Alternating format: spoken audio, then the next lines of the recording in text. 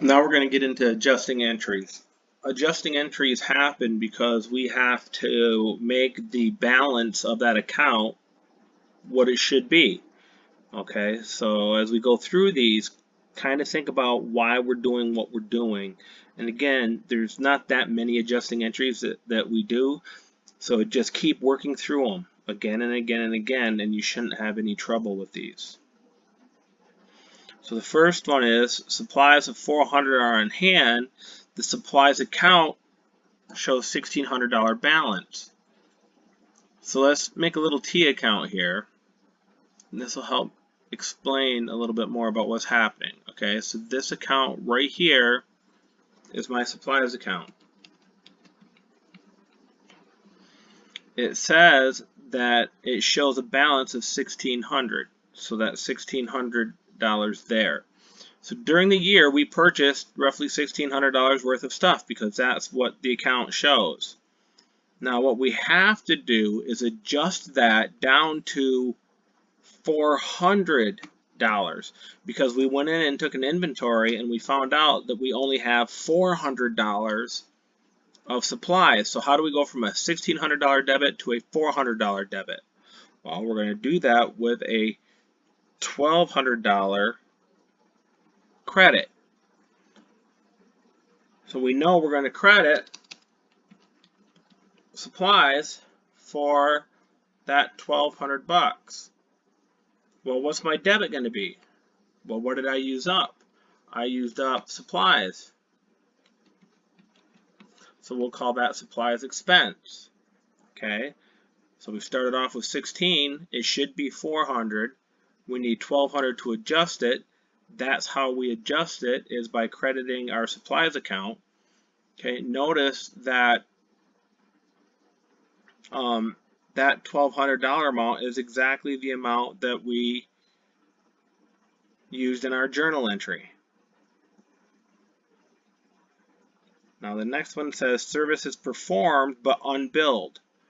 Well, if we've performed them, then that means we've earned it.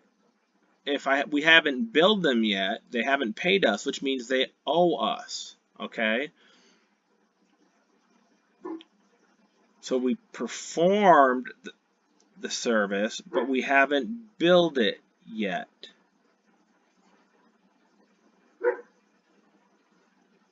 So now what we're going to do is record that $700. We're going to have to debit something. We're going to have to credit something. Well, we're going to credit accounts or debit accounts receivable because we haven't been paid for that yet. And we're going to debit or credit our revenue account because we've earned it. So we've earned it but haven't been paid yet. So down here it said interest of 300 has accumulated on a note payable. So a note payable tells us we're going to owe that $300 of interest. So there's nothing tricky here, it's just a straight $300. It's interest, so did I pay it yet? No. So that's going to go into interest payable. I'm sorry, the debit is going to be interest expense. The liability is going to be interest payable. So we owe it, we're expensing it because we've been using that money all along, and now we don't need it. Or I'm sorry, now we have to accrue the interest on it.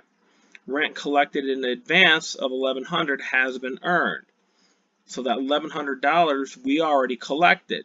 So when we collected it, we would have debited cash and credited unearned rent.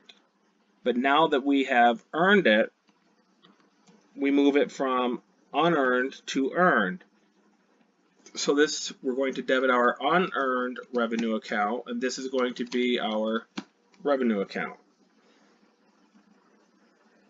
I know this is your first time with these and they're a little confusing, but just keep working through them and I think you'll be all right.